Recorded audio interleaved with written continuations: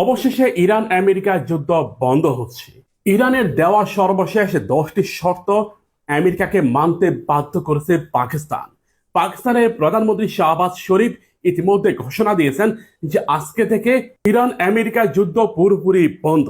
এখন থেকে হরমুজ প্রণালী দিয়ে সব ধরনের জাহাজ, কার্গো জাহাজ চলাচল করবে। এক্ষেত্রে কোনো প্রকার বাধা দিবে না ইরান। তবে শর্ত একটাই, ইরান এক্ষেত্রে নতুন করে কর ধার্য করবে, অর্থাৎ টোল আদায় করবে। অনেকে হয়তো মনে করেন কেন যুদ্ধ বন্ধ করছে। এই যে খার্ক আইল্যান্ড, খার্ক দ্বীপ ইরানের, এই দ্বীপটি ইরানের হার্টবিট, ইরানের ফুসফুস বলা হয়।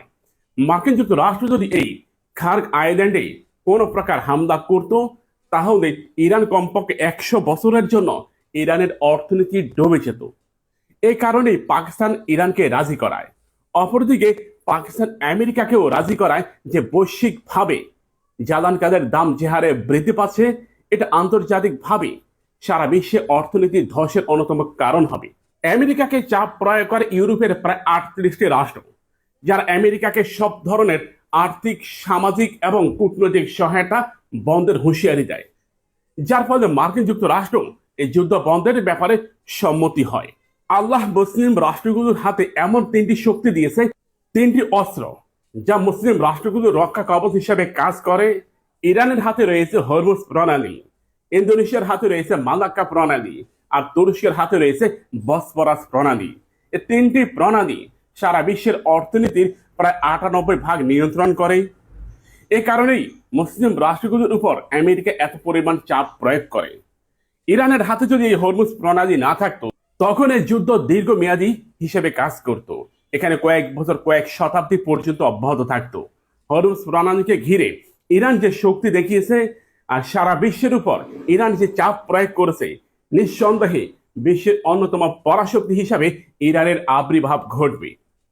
ইরান একসাথে প্রায় 16টি রাষ্ট্রের বিপক্ষে যুদ্ধ করছে, যা চারটিখানি কোনো কথা নয়। জার্মানি যেমন একটা সময় বিশ্বযুদ্ধ বাঁধিয়ে দিয়েছিল হিটলার, ঠিক একইভাবে ইরানও সাম্রাজ্যবাদকে রীতিমতো ধ্বংস করে দিয়েছে।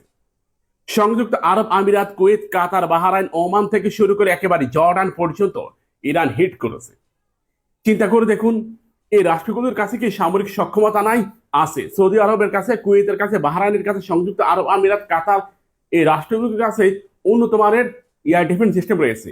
এমনকি এই রাষ্ট্রগুলোর কাছে আমেরিকা, ইউরোপের সব ধরনের উন্নত ফাইটার জেট রয়েছে।